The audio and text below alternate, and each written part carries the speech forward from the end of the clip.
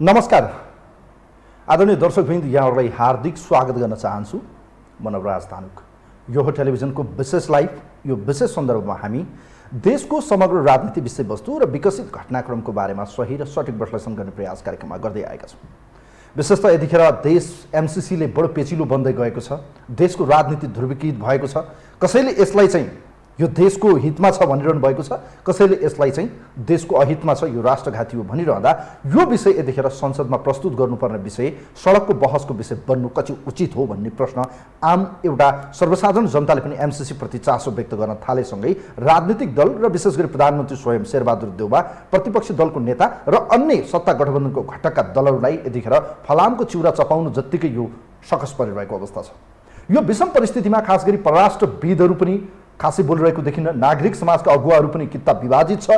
बौद्धिक सम्पत्ति मानिएका देशका एउटा थिङ्क ट्याङ्कको रूपमा मानिएका व्यक्तिहरू पनि यो विषयमा चाहिँ जनतालाई सुशिक्षित गर्ने सवालमा यसका अक्षर बुदामा चाहिँ बताइदिनु पर्ने समयमा उहाँहरू पनि मौनता साधिरहेको अवस्था देख्दा वास्तवमा यो देशमा खासै सतहीमा आएर चाहिँ कसैले पनि समर्थन र विरोध गरेको जस्तो देखिन्न। तर केही सामाजिक सञ्जाल, केही मिडियामा भने केही छिटफुट रूपमा राष्ट्र र जनताप्रति अलिकति बेसी नै चासो राख्दै यो राष्ट्र हितमा या राष्ट्र अहितमा आफ्ना तर्कहरू प्रस्तुत गरिरहनु भएको छ।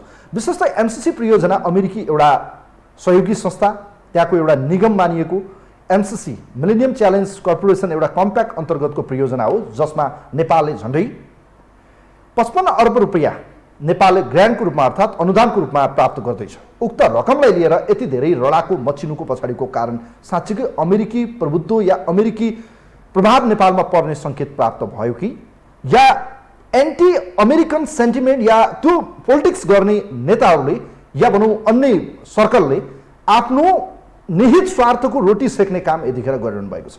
नेपालमा थुप्रै परियोजना छन्, बीआरआईको परियोजना छ, भारतका कैयौँ परियोजना छन्, त्यसै गरी अन्य जापानिज परियोजनाहरू छन्, त्यसै गरी युके एडको चाहिँ परियोजनाहरू छन्। यी परियोजना यतिखेर थाती राखेर विशुद्ध एमसीसीको विषयमा यति पेचिलो बन्नुपर्ने पछाडिको कारण के हो? आज यिनै विषयमा गहिरैमै गएर विशेष गरी देशमा चाहिँ अन्तर्राष्ट्रिय चासो र अन्तर्राष्ट्रिय प्रभाव परिरहँदा विशेष गरी विभिन्न दलहरूको नेताको घरमा राजदूतले पनि यिनको नथी लगाएको देख्दाखेरि साँच्चीकै एउटा राजदूतले देशलाई चाहिँ यसरी दबाब दिन मिल्छ कि मिल्दैन? पूर्व राजदूत समेत रहिसक्नु भएको लामो अनुभव छ उहाँसँग। विभिन्न देशहरूको उहाँले गल्फ कन्ट्रीदेखि लिएर युरोपियन कन्ट्री कैयौँ देशमा चाहिँ बसेर परराष्ट्रको चाहिँ विज्ञ हुनुहुन्छ। विशेष गरी चाहिँ उहाँ पूर्व राजदूत करियर सङ्घको चाहिँ अध्यक्ष पनि हुनुहुन्छ। आज हामीसँग बडो प्रभावशाली व्यक्तित्व डाक्टर रामभक्त ठाकुर आज हामीसँग हुनुहुन्छ। उहाँलाई म वेलकम गर्न चाहन्छु। डाक्टर साहब, वेलकम। यहाँलाई धन्यवाद। आराम हुनुहुन्छ डाक्टर साहब? ठिक छ। अब मुद्दाको सुरुवात गरौँ। यो हामीले बाहिर पनि सुन्दै पनि आएका छौँ, तपाईँले अझ बेसी यसमा चासो पनि राखिरहनु भएको होला परराष्ट्रविद भएको नाताले पनि, एउटा फरेन पोलिसीमा अलिकति आफूलाई पनि इन्ट्रेस्ट भएको नाताले, किनभने तपाईँ त्यो ब्याकग्राउन्ड र एउटा पूर्व राजदूतको रूपमा आफ्नो भूमिका पनि एउटा निर्वाह गरिसकेको नाताले आज एमसीसीको विषयमा केही म छिटफुट रूपमा तपाईँलाई महत्त्वपूर्ण प्रश्न गर्नेछु। गहिरैमै यसको पुग्ने प्रयास कति समयले भ्याउँछ?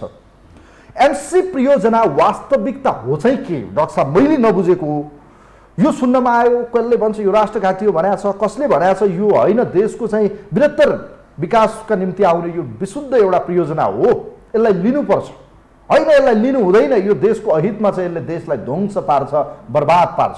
तपाईँले बुझेको परराष्ट्रविदको नाताले आज एमसीसी मिलेनियम च्यालेन्ज कर्पोरेसन यो कम्प्याक्ट हो चाहिँ के? डाक्टर साहब, धन्यवाद। एमसीसी लाई हामीले के गरेका छौँ भने नेपालमा हामीले आफ्नै किसिमले व्याख्या गरेको हुनाले मान्छेहरूको आफ्नै किसिमको धारणाहरू बन्यो। जस्तो कि तपाईँको यो हलमा मैले यता हेऱ्यो भने हल त हरियो छ भनिदिन्छु, उताबाट हेर्नेले चाहिँ यो त सेतो छ भन्छ, होइन? ऊ पनि सत्य हो, ऊ पनि सत्य हो, तर आखिर के हो, होइन? एमसीसी को एउटा प्रोग्राममा हेर्नुभयो भने त्यसका 3 पक्षले हामीले त्यसको व्याख्या गर्नुपर्छ। दुर्भाग्यवश हाम्रा जति विद्वान साथीहरू यहाँ बोल्नुहुन्छ एउटा पक्षको मात्रै कुरा गर्नुहुन्छ र आफ्नो पक्षलाई राम्रो नराम्रो जे हो त्यो बताउनुहुन्छ। तर त्यसमा त त्यो हात्तीलाई छामेको जस्तो त भएन। कसैले हात्ती सुँडो भन्छ, कसैले हात्ती पुच्छरो भन्छ, कसैले हात्ती पिलरो भन्छ। सुन सामने अगाडिको सामनेले अगाडिको राम्रो भन्छ, पछाडिको सामनेले पछाडि राम्रो भन्छ। एमसीसीको त्यसरी चाहिँ हाम्रो चाहिँ छमाईले एमसीसी हामी छिन्न सक्दैनौँ। एज ए होल हेरौँ, एमसीसीको पनि जुन चाहिँ विशेषज्ञहरू बसे त्यसमा ती मानिसहरू बसे जो चाहिँ अमेरिकाका पक्षधर या इकोनोमिस्ट बसे। यदि यसमा हामीले अर्थशास्त्री, कानुन विज्ञ र डिप्लोमेट, अझ त्यसमा रक्षाविद पनि हो, रक्षाविद, यी सबै राखेर यो बनाएको भए, अब त्यहाँ डिप्लोमेट छैन। हेर्नुहोस्, डिप्लोमेट भएको भए एमसीसी यस किसिमले आउँदैन थियो। अब यसले चाहिँ उनले फेरि अन्तर्राष्ट्रिय रूपमा अन्य देशको एक्सरसाइज के छ, त्यहाँ के प्रभाव पर्यो सबै हेर्थ्यो होला। त्यो हेर्थ्यो। त्यसैले अब अहिले त संक्षेपमा बताउँ, तपाईँसँग समय कम होला। प्लिज। त्यसैले जो आर्थिक रूपमा व्याख्या गरिरहेछन् साथीहरू, विद्वानहरू, उहाँहरूले त्यो गरेको व्याख्या ठिक छ। यसले इन्कम जेनेरेट गर्छ, यसले इम्प्लोइमेन्ट जेनेरेट गर्छ, यसले बिजुली ल्याउँछ, यसले सडक ल्याउँछ, त्यो पार्ट खतम। अब उसले सोचेको अब सिद्ध्यो, त त्यतिले सिद्ध्या होइन। त्यो आर्थिक पक्षको व्याख्या, रेट अफ रिटर्न त्यसले चाहिँ दिइरहेको छ। तर कानुन विज्ञसँग बस्नुहोस्, यो मिलेन, नेपालको सभरेन्टी मिच्यो, अब नेपालको कुनै कानुन लाग्दैन, कोही मान्छे पक्रायो भने हामीले थुन्न सक्दैनौँ, उसले सामान केही लगेर कहीँ पुर्यायो भने पनि हामी चेक गर्न सक्दैनौँ, उसले मान्छे मार्यो भने समात्न सक्दैनौँ, हाम्रो केही कुरा बाँच्यो भने उसको कानुन लाग्छ। यी सब कुराले गर्दाखेरि नेपालको सोभरेन्टी नै खतम भयो। यसरी चाहिँ यो चाहिँ कुनै देशको सोभरेन्टी खतम गरेर एउटा कुनै एड हामीले लिनु हुँदैन भनेर चाहिँ कानुन विज्ञहरूले यसका विभिन्न किसिमका व्याख्याहरू गर्दै हुनुहुन्छ। त्यसमा यो पनि व्याख्या छ कि यदि अमेरिकाले पछि पनि गएर कुनै कानुन बनाउँछ र त्योसँग नेपाल मान्नुपर्छ, त्यो मान्नुपट्टिकली त्यो चाहिँ 10 वर्ष 20 वर्षपछि पनि के बनाउँछ थाहा छैन, एप्लाई हुन्छ रे, त्यो नेपालमा एप्लाई हुन्छ। 10 वर्षपछि यदि बनायो मानुस कि इन्डियालाई चाहिँ अट्याक गरिदिने, त हामी मान्नु पर्यो। चाइनालाई अट्याक गर्ने, चीनलाई अट्याक गरिदिउँ भने हामी मान्ने? हामी त मान्दैनौँ। अथवा उसले केही पनि भन्ला जुन हाम्रो परराष्ट्र नीतिको अनुरूप छैन भने त हामी त मान्दैनौँ। तर उसको त योले त बाध्यता हामीलाई गराइरहेछ, तपाईँले मान्नुपर्छ, नत्र यो खारिज। त यस्तो किसिमको अझ भविष्यमा हुने कुराहरूको पनि नाति पनातिहरूले पनि यसले बोक्नु पर्ने। त्यस्तो तपाईँले ऋण लियो कहीँ देख्नुभएछ? कानुनमा मान्यता छ? कहीँ छैन, हुँदैन। त्यसैले यो चाहिँ एकदमै नराम्रो कुरा हो। आर्थिक रूपले चाहिँ यसको चाहिँ जसले हिसाब गर्यो सिधा सिधा गएको भए त यो ठिक हुन्थ्यो, तर सिधा सिधा छैन। नेपालको सोभरेन्टी नै मिच्यो र यहाँ 4000 इम्प्लोइ यस्ता आउँछन् जसमा नेपाल सरकारको कुनै कानुन लाग्दैन, उहाँहरूलाई रोकछोक गर्न। अब ऊ चाहिँ चीनको बोर्डरमा गएर केही राखिदिए पनि हुन्छ, कसैलाई के दिए पनि हुन्छ, उसको ब्याग खोल्न पाउनुहुन्न। तपाईँलाई यो पनि थाहा होला कि अमेरिकन संसदले, काङ्ग्रेसले तिब्बतलाई एउटा स्वतन्त्र राष्ट्र मान्छ। अलग्गै त्यो प्रान्तलाई हामी त मान्दैनौँ। हामी त एकछिन नीतिको अवधारणामा एक चिजमा छ भनेपछि यो त हाम्रो परराष्ट्र नीतिकै खालीमा गयो, विरुद्धमा गयो। त्यस्ता कुराले हामीले यी सब कुराहरू हामी किन सोच्दैनौँ? एमसीसीमा लेखेको छ डाक्टर साहब, तपाईँले अध्ययन गरे अनुसार अब यो जुन तपाईँले भनिरहनु भएको छ उसको फरेन पोलिसी या अमेरिकी जुन संसद, काङ्ग्रेस संसद छ त्यहाँको, अब त्यो एमसीसीमा छैन। हो, मैले भन्न खोजेँ अहिले बाहिर के विषय आयो डाक्टर साहब भने, जस्तो प्रधानमन्त्री स्वयं सम्माननीय शेरबहादुर देउवाले पनि के भन्नुभयो भने तपाईँहरू एमसीसी पढ्नुहोस् न त। हो, ठिक छ। एमसीसी पढेर मात्रै व्याख्या गर्नुहोस्, ठिक छ। हावाको तरिकाले नबोल्नुहोस् न। कहाँ छ यो यसमा लेखेको कि राष्ट्रको अहितमा छ, राष्ट्र विरोधी छ, म राष्ट्र विरोधी काम गरौँला, म पनि देशमा प्रजातन्त्र ल्याउनको लागि लागेको मान्छे। त्यही त नबुझेर हो उहाँले बुझ्नु भएको छैन। त्यसो भए उहाँले बुझ्नु भएको छैन। यदि त्यो मान्छेको समान कुनै चिज पनि जो 4000 मान्छे काम गर्छन् र चीन विरोधी गयो भने त्यहाँ त लेख्छ र त्यो उसमा भनेपछि त चीनले फेरि त केही नगरेर चुप लागेर बस्छ, नेपाल हाम्रो माया गर्ने देश हो भनेर उसले पनि ठोक्छ। उसले ठोक्छ। भनेपछि के भने यहाँ त फेरि द्वन्द्व आयो। अर्को द्वन्द्वको कारण के छ भने जहाँ अमेरिकन परियोजना केही आउँछ भने आतङ्कवादीहरू अमेरिकनहरूलाई सिधा उनलाई आउँछन्, त्यो पनि यहाँ प्रवेश गर्छ। संसारभरि हामीले देखिरहेका छौँ। त्यो त यो कानुनमा लेख्नु पर्दैन नि, एमसिसीमा लेख्ने कुरा होइन नि, यो हामीले भोगेको र दुनियाँमा देखेको कुरा हो। जो चाहिँ नेपालको धरतीमा नआओस् भनेर हामी सचेत हुन चाहन्छौँ। जहाँ अमेरिका पस्यो त्यो पनि बोर्डर जुन चाहिँ खुल्ला छ। हाम्रो उतातिरको बोर्डरमा जति पनि आतङ्कवादीहरू छन् मलाई एउटा कुरा नि डाक्टर साहब, यो मैले काटेँ, क्षमा छ होला। जस्तो यो तपाईँले भने तर्कमा सत्यता कति छ यो त समयले बताउला, भविष्यले बताउने कुरा भयो, आउने इतिहासले बताउला। मलाई एउटा कुरा नि यहाँनिर अमेरिकालाई नेपाल प्रवेश गर्न यी यस्ता छिद्र कानुनमा टेकिरहनु पर्छ र होइन? सुन्नुहोस्, अब उसले त के भने एउटा बाटो खोजेको यहाँबाट सजिलो तिब्बत। अब यो त हामीले एक्स्ट्रा कुरा गरिरहेछौँ जुन चाहिँ त्यहाँ लेखा छैन, पछि हुन सक्ने कुराहरू कुरा गरे हामीले, त्यहाँ लेखा छैन। तर ती परिधानले गर्दाखेरि अमेरिकालाई यी सब चल्ने कुराहरू हुन्छन् भन्ने हामीले एउटा अनुमान गरेका छौँ र त्यो बिहाइन्ड द स्क्रिन हुने कुरा पनि हो, त्यो होला पनि। तर अहिले चाहिँ हामी अनुमान हुन्छ नै भन्ने ग्यारेन्टी के त नहुन पनि सक्छन्। शङ्काको बागलाई चाहिँ त्यति हाबी बनाइदिनु तपाईँहरू जतिको बुझेको मान्छेले एकदम। आज मलाई एउटा कुरा भन्नुहोस् के, तपाईँहरूलाई चीनप्रतिको चासो चिन्ता देखिरहनु भएको छ, भारतप्रतिको चिन्ता चासो छ, अमेरिकाको चाहिँ यो किसिमको पोलिसी छ भनेर तपाईँहरूले भन्नु भएको छ। तर आज एमसिसीको मात्रै तपाईँहरूले यति भनौँ न विरोध गरिरहँदा बिआरआईको तपाईँहरू एक शब्द किन बोल्नु भएन भन्नुहोस् त? अब तपाईँले सोध्नु भएको छैन त्यसैले ल भन्नुहोस्। मैले त तपाईँले सोधेको भए म भन्थेँ, अहिले त तपाईँले एमसिसी सोध्नुभयो, एमएससी हो। र एमसिसीको चाहिँ यो चिनको मात्रै कुरा होइन, चिनको त त्यो परिदृश्यको पछाडि हुने कुराहरू चाहिँ खेल्ने खेलहरू हुन्। यहाँ त हामीले त अहिले जे लेख्या छ त्यहाँ के नमिलेको कुरामा जाउँ र यसपछि साइडमा हुन सक्ने खतराहरूका यी कुराहरू हुन्। उसले लेखे पनि नलेखे पनि यसका पछाडि यसमा टेकेर आउन त सक्छ होला नि त साहब। हो, ठिक छ।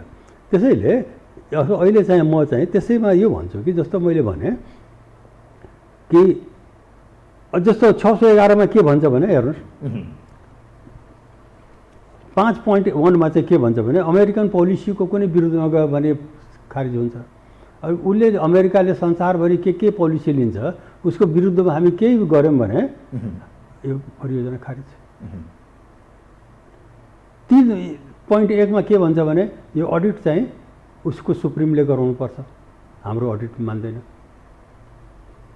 611 के भन्छ भने अमेरिकाको सुरक्षाको नीति विरुद्ध उसले इन्डो पेसिफिक कहीँ जेसुकै गरे पनि उसको विरुद्धमा आउने 10 वर्षमा 20 वर्षमा जहिले पनि उसले केही पनि नीति लियो भने हामी मानेनौँ भने चाहिँ यो खारिज हुन्छ है।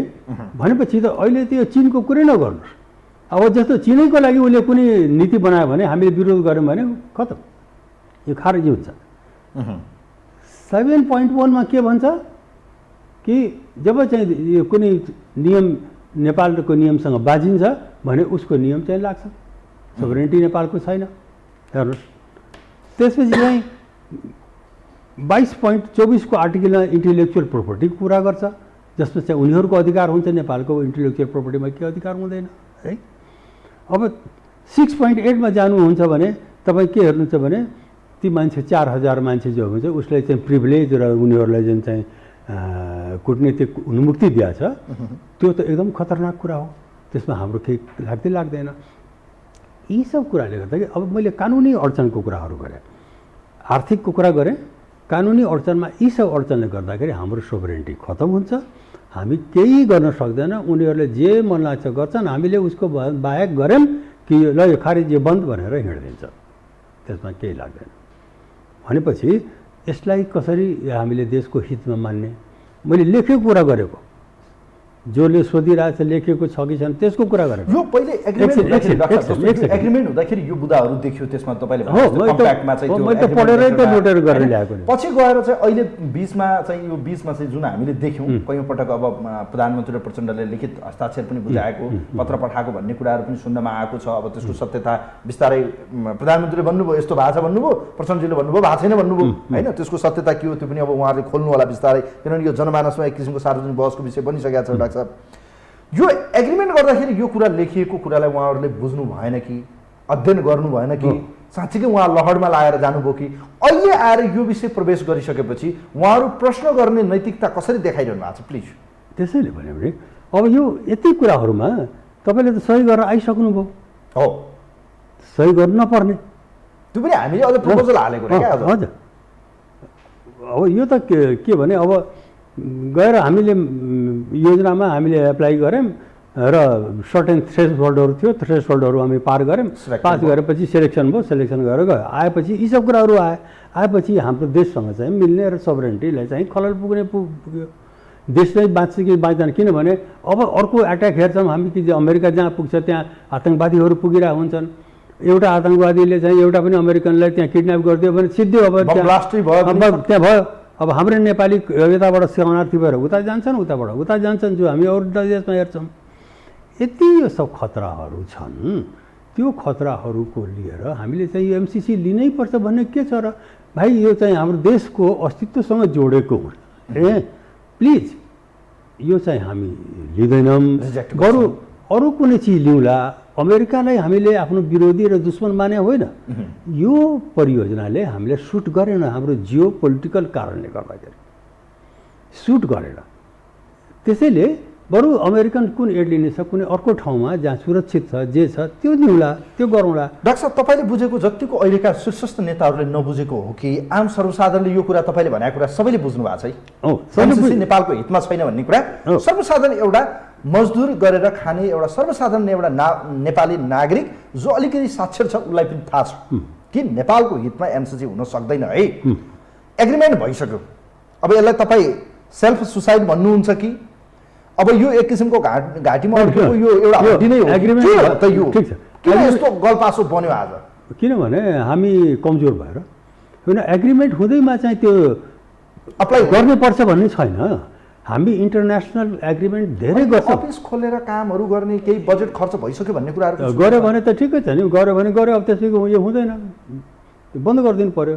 देशै त बर्बाद गर्नु भएन नि, त्यो बन्द गर्ने तागत कोसँग छ त डाक्टर साहब? त्यसो भए हाम्रो सोभरेन्टी हाम्रो देश हो भने हामीसँग हुनु पर्यो। खै त त्यो देख्नुहुन्छ त, प्रधानमन्त्री जो कार्यकारी हिजोको सरकारमा केपी ओली हुँदा पनि त्यही थियो, उहाँले संसदमा दर्ता गर्नु भएको छ, टेबल गर्न लगिरहनु भएको छ, सभामुखले मान्नु भएन। अहिलेको वर्तमान प्रधानमन्त्री शेरबहादुर देउवा पनि त्यसलाई टेबल गर्ने र पास गर्ने दाउपेचमा हुनुहुन्छ भनेपछि कसले रोक्ने त? त्यसो भए त्यसैले संसारमा हेर्नुहोस्, जब चाहिँ प्रशासन चल्दैन, ल अफ अर्डर हुँदैन, भ्रष्टाचार प्रशस्त हुन्छ, नेपालमा जहाँ पनि हेर्नुहोस् कानुन विभाजित हुन्छ, न्यायालयमा पार्टीका मान्छे न्यायाधीश हुन्छन्, अख्तियार दुरुपयोगमा पार्टीका मान्छे न्यायाधीश हुन्छन्, आर्मीमा पार्टीका मान्छे जान्छन्, पुलिसमा पार्टीका मान्छे जान्छन्।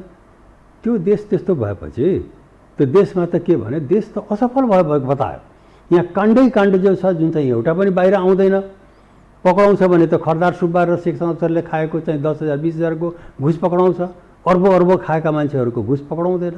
तपाईँ पैसा मात्रै 500 मिलियन कुरा भन्नुहुन्छ भने तपाईँ यो परियोजना छोड्नुहोस्, म 1,000 मिलियन ल्याइदिन्छु, देशलाई कुनै पनि अहित नहुने गरेर। पैसैको कुरा हो भने यत्रो पैसा छ भनेर कति नेताहरू पनि भन्नुहुन्छ। पैसा ठुलो होइन, देश ठुलो हो।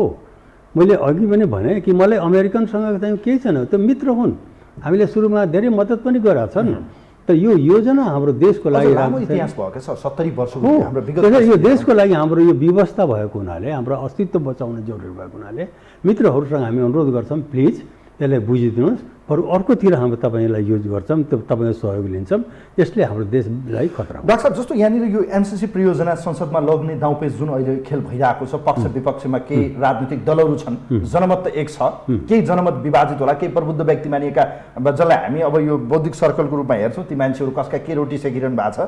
अब यो एउटा देश र जनताको हितमा बोल्नुपर्ने मान्छे ती राष्ट्रको चाहिँ नुन खाएको जस्तो सोझो बनेको देख्दाखेरि अचम्म लाग्छ डाक्टर साहब। एकदम किन यस्तो भयो? यो त देशको, हामी त देशको नागरिक हो भने देशको समग्र यो वस्तुस्थिति, हाम्रो जियो पोलिटिक्स, हाम्रो चाहिँ सबै विषयमा बोल्नु हो। अमेरिकाको यो प्रोजेक्ट ठिक छ है भन्ने एउटा होइन, यो चाइनालाई घेर्न आयो है, यो ठिक छैन भन्ने, ए होइन यसलाई चाहिँ ल्याउनु पर्छ भन्ने जसरी हुन चाहिँ को त्यसो भयो? एकदम ठिक कुरा भन्नु भने यो किन गर्यो भने जसरी संविधान बन्यो, संविधानले त हाम्रो नेपाली जनताले संहिता खोजेको थिएन नि, संहिता त राखिदिनु भयो तपाईँले। हाम्रो नेपालीले लेखे, त्यहाँ कसले लेखाएर पठाए थाहा छैन, त लेखे त सही नेपाली। संहिता नेपालीले खोजेको थियो, खोजेको थिएन, न त्यो एजेन्डा थियो। हिन्दू राष्ट्र खत्तम गरिदिन्छु भनेर कहीँ आन्दोलन उठाएको थियो, हिन्दू राष्ट्र खत्तम गरिदियो। राजा हटाऊ भनेर पनि उठेको थिएन, राजा हटाइदियो। तपाईँ त बाहिरबाट एजेन्डा ल्याउनुहुन्छ र आफ्नो मान्छे पैसा जसलाई दिएर खुवाउनुहुन्छ त्यससँग लेखाउनुहुन्छ। त्यो जब तपाईँ संविधानै यस्तो लेखाउन सक्नुहुन्छ भने यो एमसिसी भनेको कुन ठुलो कुरा हो जो अरूले लेखाउन सक्दैन र गराउन सक्दैन। अब यस बेला हामी जाग्नुपर्ने, हामी सचेत नेपाली।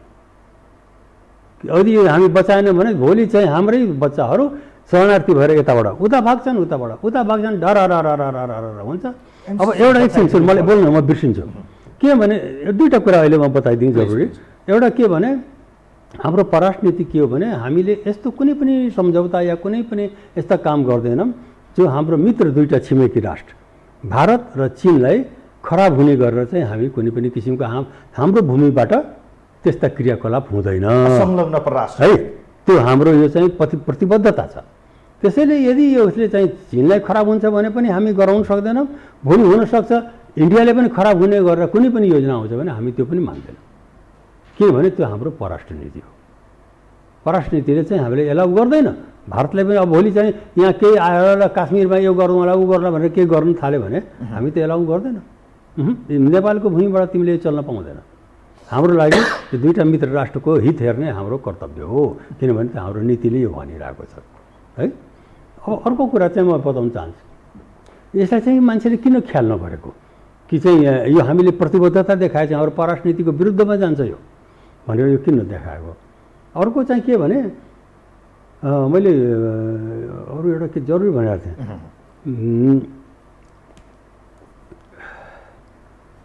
अमेरिकनको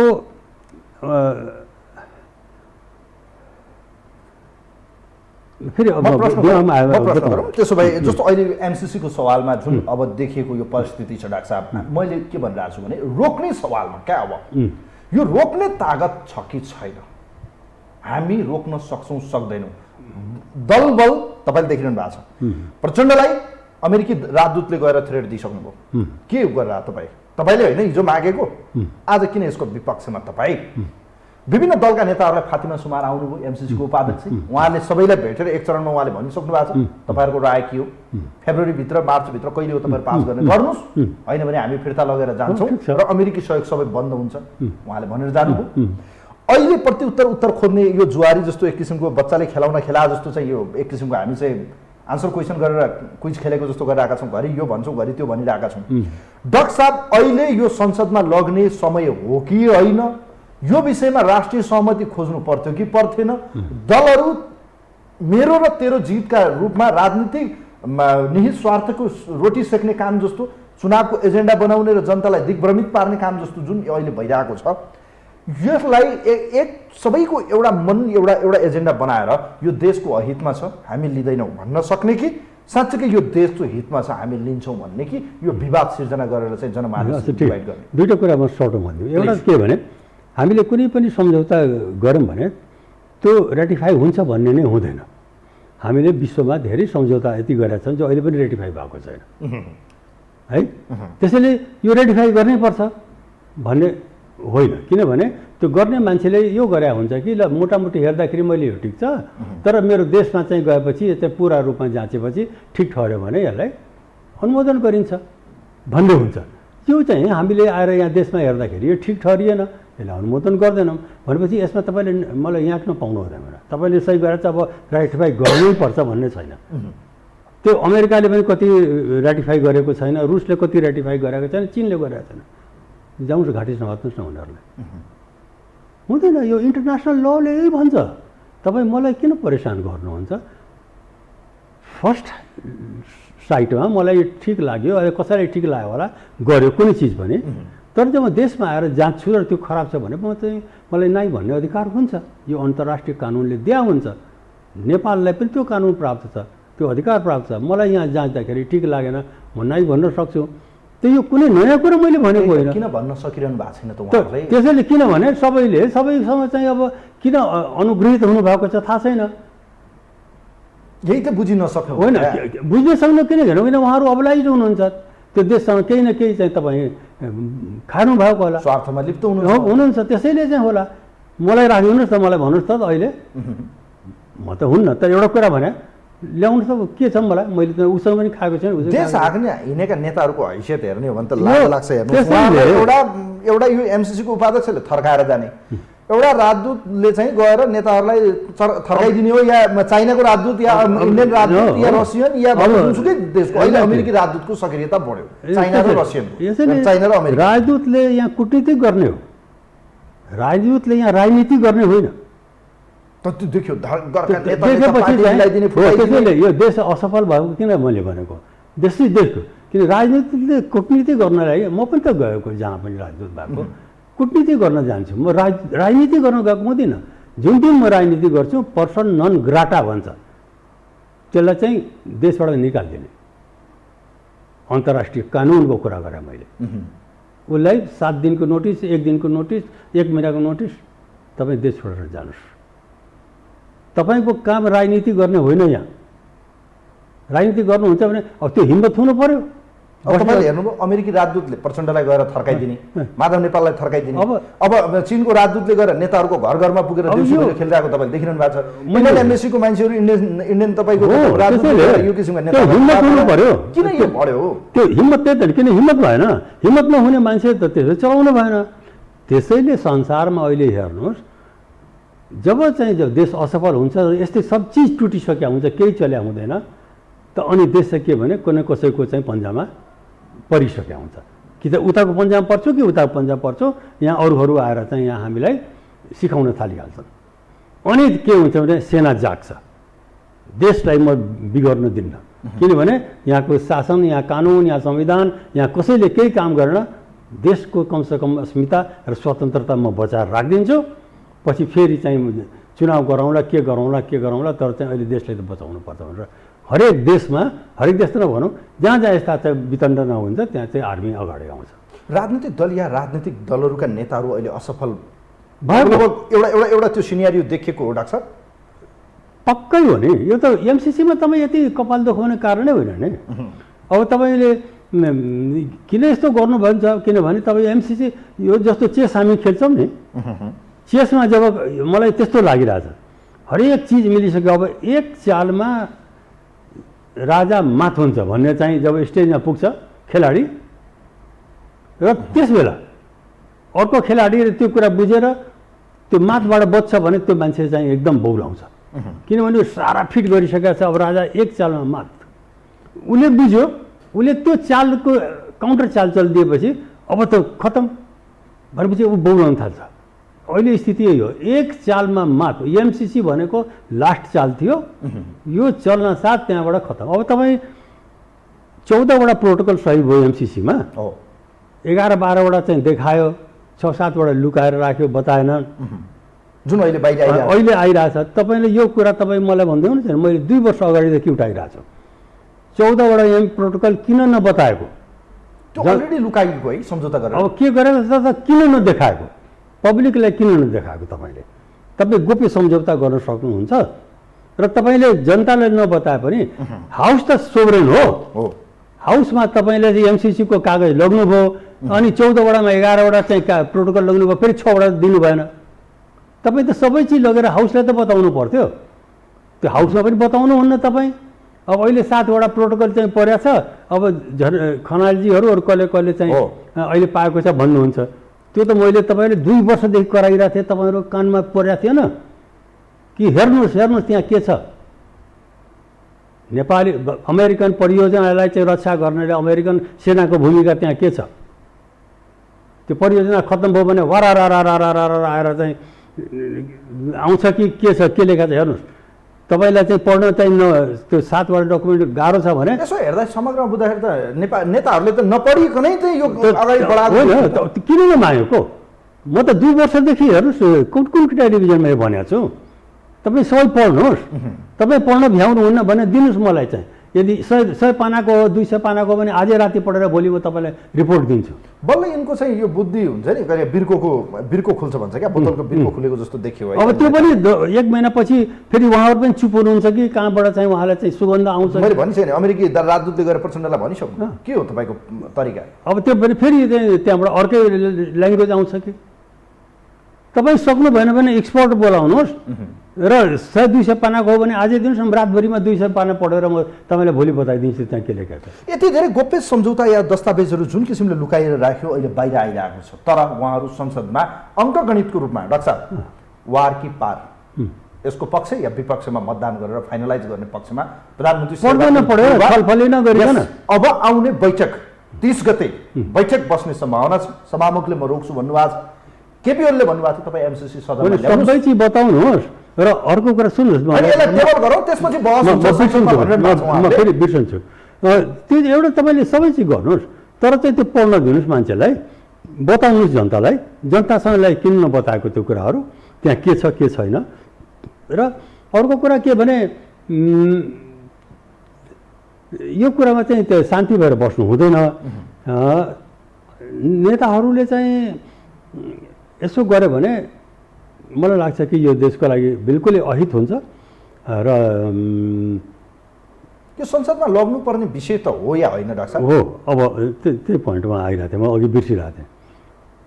धारा संविधानको 279 मा चाहिँ क्रिस्टल क्लियर लेखेको चाहिँ 4वटा विषय मात्र चाहिँ पार्लियामेन्टमा पर्छ। यी त सरकारले गर्ने, आजसम्म जति हामी एड लिएका छौँ सरकारले सही गर्छ कि G2G हुन्छ।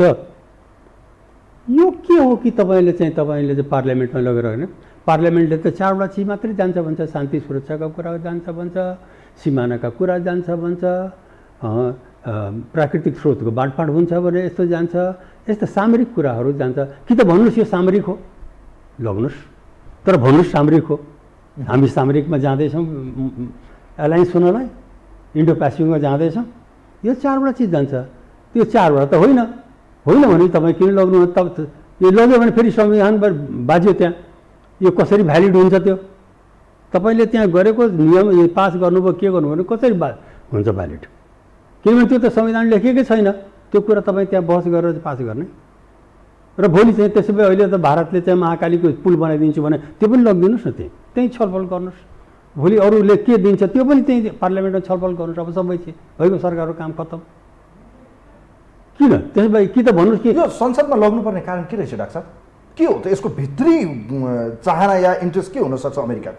किनभने दलका नेताहरू यो पास गर्नुपर्छ किन? भोलि जुन चाहिँ काओस, जुन चाहिँ यहाँ मुस्किल पर्नेवाला छ अमेरिकनलाई, उसले पनि त सोचेको छ कि म जहाँ गएको छु आतङ्कवादीले लडाइँ लड्छ, उसले त उसको दिमागमा ब्यागमा त छ नि, यहाँ पनि त्यही भारतको स्ट्राटेजिक रूपमा उसको दिमागमा छ नि कि म जहाँ जान्छु त्यहाँ आतङ्कवादी घुस्छन्, भारतको बोर्डर त्यहीँ छ, भयभरिको आतङ्कवादी त्यहीँ छ, भएपछि उसले मलाई चाहिँ कुनै हानि पुर्यायो भने म कसरी आफ्नो सुरक्षा गर्ने?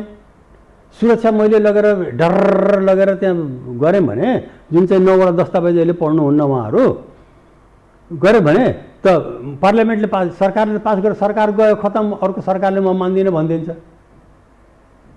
पार्लियामेन्टले तिम्रो सही गरेको छ, तिमीले स्वीकार्नुपर्छ, तिमीले स्वीकार्नुपर्छ। म ज्यान गए छोड्दिनँ, मेरो आर्मी बसे हुन्छ यहाँ नेपालमा।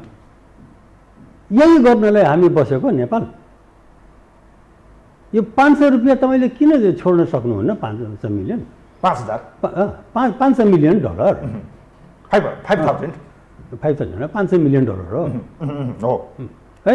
त्यति पैसा तपाईँ किन छोड्न सक्नुहुन्न? पैसाको कुरा हो भने मलाई भन्नुहोस्, मलाई चाहिँ 6 महिनाको टाइम दिनुहोस्, म 6 महिनामा 1,00,000 डलर ल्याइदिन्छु, मिलियन डलर। त्यो राम्रो किसिमले ल्याउँछु। त्यसैले चाहिँ यो कुरा नगर्नुहोस्, यो केटाकेटी कुरा नगर्नुहोस्। एमसिसीले चाहिँ देशलाई खराब गर्छ भने हामी यसलाई मान्नु पर्दैन, रेटिफाई गर्नुपर्ने पनि कानुनले चाहिँ हामीले बाध्य बनाएको छैन। अब यदि चाहिँ अमेरिकाले भन्छ कि म सबै एडै बन्द गरिदिन्छु, एड बन्द, ठिकै छ, बन्द गर्नुहुन्छ भने दुनियाँमा चाहिँ अर्को पनि पोलिटिक्स चलेको हुन्छ। यो तपाईँको नजरले हेर्दाखेरि यसमा आशंका बढी देखियो डाक्टर साहब। यसको पोजिटिभ भ्यूबाट हेर्ने हो भने यस्तो लगानी त कैयौँ आएको छन्, यो आएर फर्किन्छ 5 वर्षपछि यो स्वतः खारेज हुन्छ या यसको निष्क्रियता हुन्छ भने यसले गर्ने विद्युत प्रसारण लाइन नेपालको गरिबी, नेपालको समृद्धि, नेपालको भनौँ न एक किसिमको इन्कम बढ्छ रे, अर्को गएर चाहिँ त सडक पूर्वाधार बन्छ, जुन उहाँहरूको परियोजना र प्रस्तावनाको पृष्ठभूमिमै उहाँहरूले यसलाई उल्लेख गर्नुभएको छ यसको इन्ट्रोड्युसिङमा। यो हेर्दाखेरि डाक्टर साहब शङ्काको दृष्टिले त्यो त हुँदै हुँदैन नि, त्यो जाँदै जाँदैन नि, त्यो त जाँदै जाँदैन, त्यो स्टेजमा त्यो पुग्दैन। अहिले पहिले आउनु साथै त्यहाँ आतङ्कवादीहरू आइहाल्छन् सिद्धो, यिनीहरूको अर्को स्टेप चाहिँ चाइनातिर बढ्न थाल्छन्, उता चाइनिजले पेल्न थालिहाल्छ, अनि हामी जाने कहाँ? अनि हामी जाने भागाभाग, हामी कतै जाने? रणभूमि बन्ने हो, रणक्षेत्र भइसकेको छ। त्यसैले अहिले सावधान, यो आखिरी स्टेज हो, हामी सबैजना सजग हुनु। अहिलेको अवस्थामा यदि दलहरूले सुझबुझ अप्नाएनन्, यसलाई फिर्ता गरेनन् भने भविष्यमा नेपाल रहँदैन। त्यसो एकदम तपाईँ होइन, अमेरिकनले पनि मित्रलाई म भन्छु, अमेरिकामा त म पनि कतिचोटि गएर पढे लेखा हुँ, त्यसैले म अमेरिकनले राम्रो पनि भन्छु। तर यो चिज मलाई सुट गरेन, प्लिज यसलाई नदिनुहोस्। कुनै दबाई तपाईँलाई सुट गर्छ, मलाई सुट गर्दैन त्यही दबाई। अब यो मलाई सुट गरेन, श्रीलङ्कालाई पनि त सुट गरेन, श्रीलङ्काले लिएन, अनि श्रीलङ्कालाई हामी खराब भन्दैने। अब हामीले पनि सुट गरिरहेको छैन। यो यदि अन्त कहीँ भएको भए जहाँ हामी आतङ्कवादीबाट बचाउन सक्थ्यौँ, के गर्न सक्थ्यौँ भने हामी विचार गर्थ्यौँ। डाक्टर साहब, अब एउटा महत्त्वपूर्ण प्रश्नमा म आउँदैछु। रणनीतिक रूपमा नेपाल आज सबैको निम्ति चासो बन्यो क्या।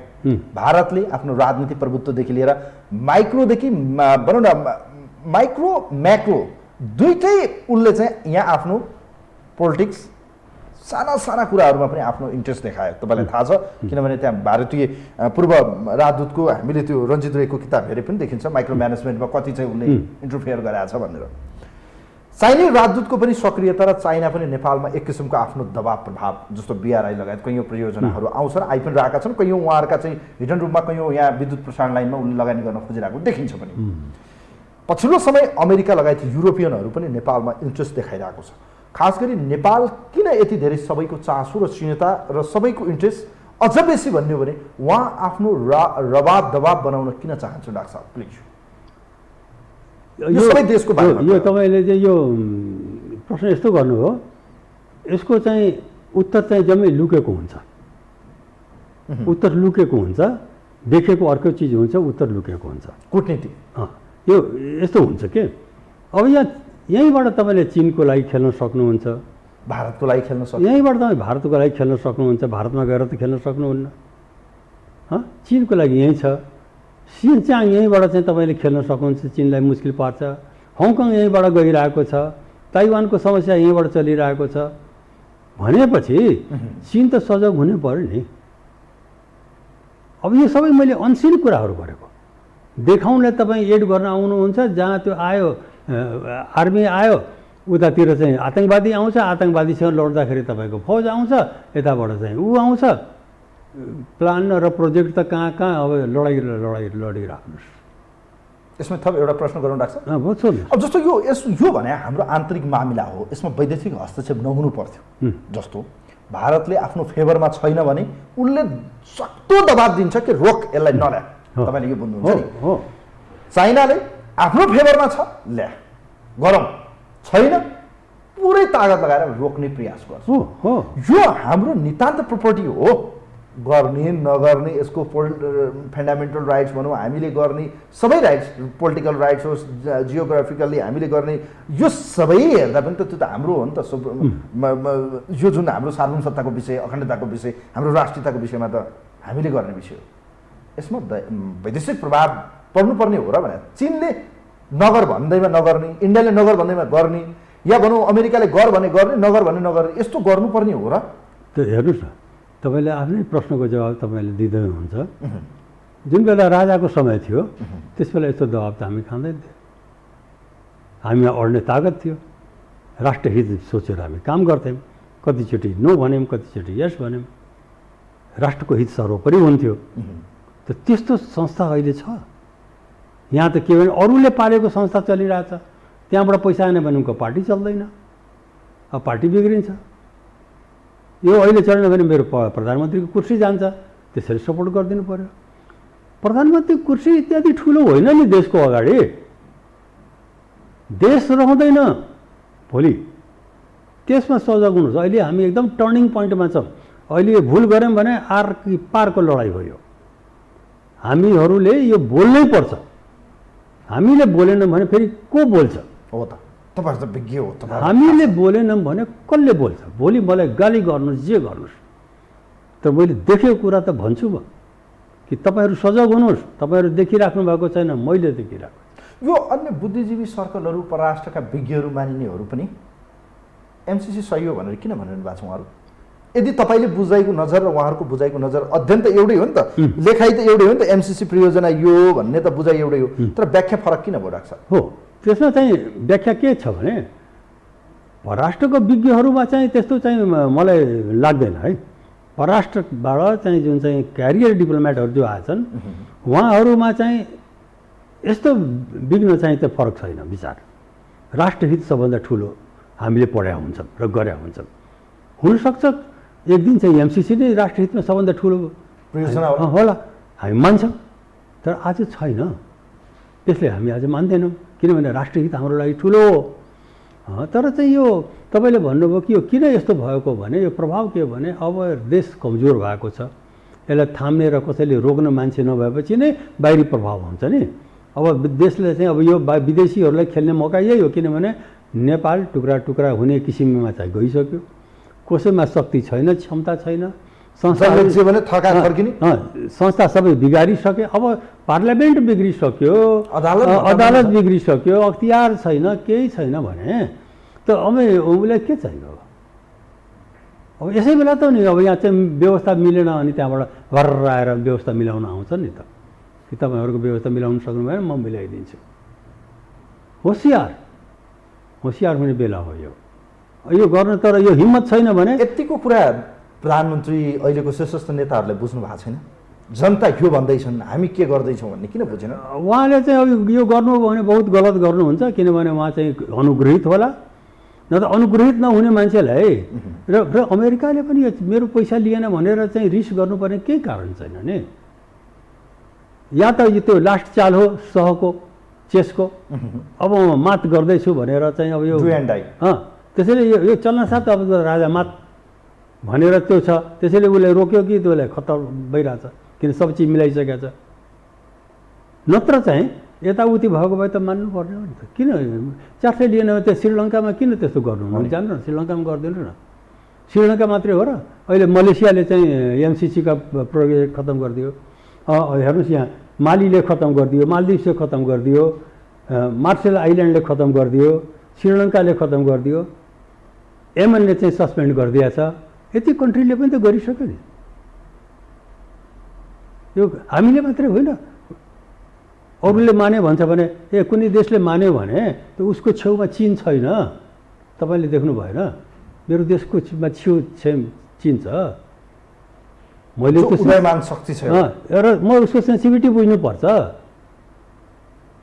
सेन्सिटिभिटी बुझ्नुहोस्, किनभने सेन्सिटिभ हामी बुझ्छौँ भनेर नै दुइटै छिमेकीले हामीले वचन दिएका छौँ, तिम्रो देशको विरुद्धमा हाम्रो माटोबाट केही हुँदैन भनेर। यो एलायन्समा हेर्दाखेरि भारतको तटस्थता देख्नुहुन्छ कि पक्षपात देख्नुहुन्छ? कुन एलायन्समा? यो एमसिसी यो जुन पक्षमा यतिखेर यो एमसिसी आउँदाखेरि यसले भोलि गएर प्रकारान्तरमा भविष्यमा त प्रत्यक्ष अप्रत्यक्ष प्रभाव त भारतलाई पनि पर्ला। पर्छ। उसले किन यसप्रति चासो देखाएन? यसलाई रोकौँ या एक किसिमको दबाव सिर्जना गरेको भए सायद एउटा शक्ति राष्ट्र, दुई शक्ति राष्ट्रको बिचको एक किसिमको भनौँ ध्रुवीकरण देखिन्छ। यसमा चाहिँ भारतको पनि एउटा एलायन्समा चाहिँ उसले पनि नेपालप्रति यो एमसिसी तपाईँहरूको पक्षमा छ या छैन, भोलि गएर यसले हामीलाई पनि असर गर्छ है, यसलाई रिजेक्ट गरौँ भनेर इन्डियाको भोइस किन सुनिएन? या उहाँको राजदूतको सक्रियता देखिन्छ जस्तो चाइनाको देखिन्छ, अमेरिकाको देखियो, इन्डियाको किन साइलेन्ट यो बेला? किनभने त्यो हामी अस्त व्यस्तता चाहिँ खलल त हामी नै गरिरहेछौँ, उसले गर्नै पर्दैन नि। खलबल त हामी आफै मचाइरहेछौँ, आफै तुडफुड गरिरहेछौँ, सबै हामी गरिरहेछौँ।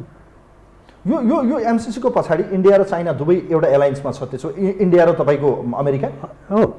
यहाँ चाहिँ डिस्टर्ब हो भने त यहाँ डिस्टर्ब होस् भनेर त इन्डियालाई सजिलो हुन्छ नि त भित्र पस्नलाई। त्यो त गर्दैछ नि त, भइगयो नि। ऊ आएर किन गर्नु पऱ्यो? त अहिले त साधु भएर बसिरहेछ त, हामी गर्दैछौँ नि उसैको काम। अब तपाईँको यो भएन ऊ भएन, यहाँको मान्छे मर्न लागिसक्यो, हर गरेर एड देऊ, खाना देऊ, भात देऊ, दाल देऊ, बस्नु पऱ्यो नि। यतातिर मोल नदिएर चाहिँ हाम्रा सारा बाजा छन्, जमिन हामी बाहिर पठाइरहेका किन उताबाट ल्याएर खानु पर्यो, मल दिएको भए त फेरि यहाँ त हराभरा हुन्छ। कयौँले के भन्छन् डाक्टर साहब भने आज अमेरिका भन्यो भने तपाईँको छोरा होस्, चाहे म होस् या मेरो सन्तति होस् या अरूको सन्तति होस्, हुरुक्क हुने। तर अमेरिकाको अनुदान लिन चाहिँ हामी चाहिँ रिजेक्ट गर्नुपर्ने, त्यही अमेरिका जान मरियत्ते लालायत हुने। तर अमेरिका यहाँ आउँदा चाहिँ मर्नुपर्ने या यति डराउनु पर्ने कारण के भने कयौँले लेख मैले अध्ययन गरेको छु। यो मूर्खतापूर्ण लेख हो कि साँच्चीकै देशभक्तिपूर्ण लेख हो त? त्यसो होइन, उही त कुरा ठिकै भने नि, किनभने यो कस्तो हो, हामीले उसले बुझेछ कि यसले अन्तमा गएर देशलाई हित गर्दैन, मेरो देश बाँच्दैन।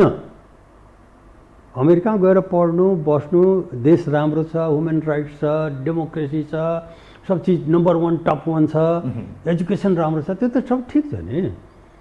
तर यो एमसिसी आएर मेरो देशै बाँच्दैन भनेर पो हामीलाई चाहिँ गाह्रो भएको। यो तपाईँले एउटा साधारण उदाहरणले मात्रै बुझ्नुहोस्।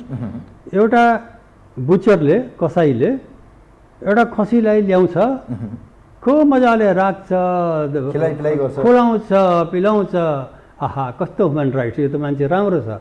लिएर जान्छ, परसम्म लिएर जान्छ, त्यहाँ पनि घाम पानी पऱ्यो भने ओतमा लगाइदिन्छ, राखिदिन्छ, त्यहाँ फेरि लिएर जान्छ अनि बुचर खानामा गएर के गरिदिन्छ, त्यहाँभन्दा अगाडिसम्म त उसले ह्युमन राइट्स त खुब मनाएर खुब उसलाई माया गरेर लगिरहेको थियो नि।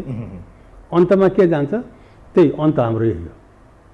तपाईँ अहिले चाहिँ यो 9वटा 6वटा 7वटा चाहिँ जुन प्रोटोकल छ त्यो पढ्नु लेट किन गरेको? तपाईँको पढ्ने मान्छे छैन भने म कहाँ पठाइदिन्छु, म 4वटा अरू मान्छे राखेर म अहिले एक रातै पढेर भोलि नै रिपोर्ट दिइदिन्छु।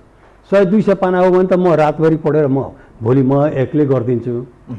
यदि धेरै छ भने 2-4 जना राखेर म भोलि नै रिपोर्ट दिइदिन्छु। तपाईँ किन रोकिरहेको त्यसलाई बङ्ग्याउनलाई, खेल्नलाई?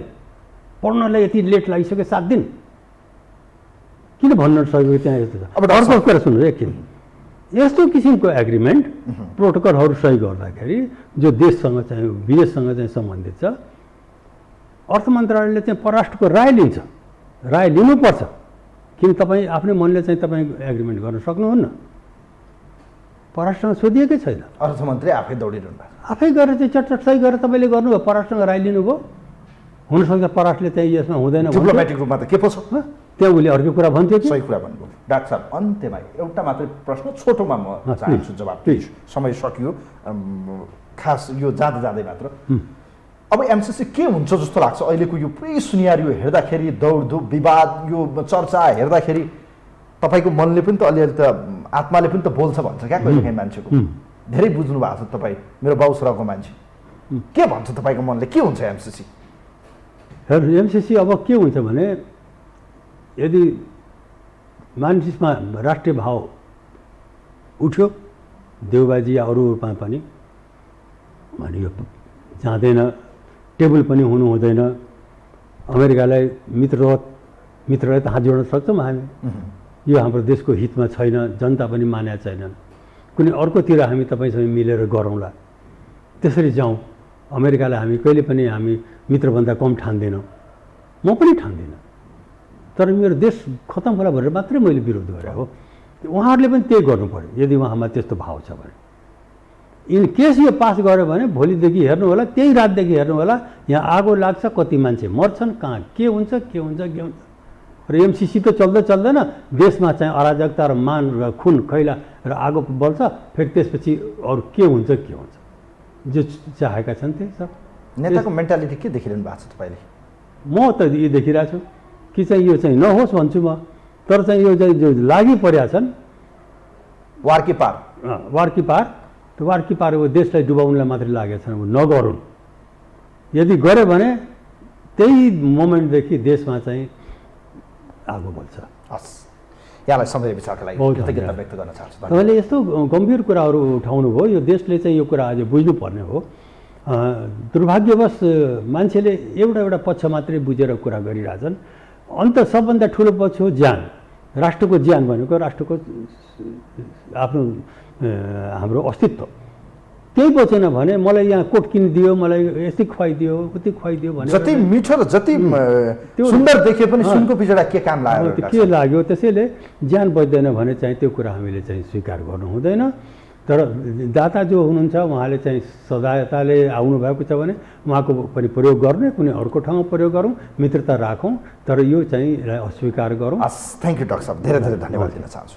दर्शकवृन्द, यो विशेष लाइभ विशेष सन्दर्भमा हामीसँग आजको विशेष अङ्कमा हामीसँग पूर्व राजदूत एवं परराष्ट्रका विज्ञ, डिप्लोमेसीमा चाहिँ बडो राम्रो दखल राख्ने व्यक्तित्व आज हामीसँग हुनुहुन्थ्यो, जो पूर्व राजदूत करियर सङ्घको चाहिँ अध्यक्ष पनि हुनुहुन्छ, डाक्टर रामभक्त ठाकुर आजको यो विशेष अङ्कमा हामीसँग विशेष गरी एमसिसीको बुदा र त्यसको गहिराइमै पुगेर यो राष्ट्रको हित अहित, यसको पक्ष विपक्ष र यसका सूक्ष्म विश्लेषण गर्ने प्रयास आजको कार्यक्रममा गऱ्यौँ। विशेष त यो समग्र बहस गरिरहँदा एमसिसी हामीले रिजेक्ट गर्नु अर्थात् मृतवत रूपमा एक किसिमले चाहिँ हामीले चाहिँ फ्रेन्डली रिक्वेस्ट गरेर चाहिँ यसलाई रिटर्न गर्नु बाहेक अर्को अप्सन छैन, यो देशप्रति घात हुन्छ भन्ने निष्कर्ष डाक्टर साहबले निकाल्नुभयो। आजको यो विशेष कार्यक्रम हेरिदिनु भयो, सबैलाई धन्यवाद दिँदै यो विशेष अङ्कबाट कार्यक्रमको अतिथिसँग म पनि बिदा हुन्छु।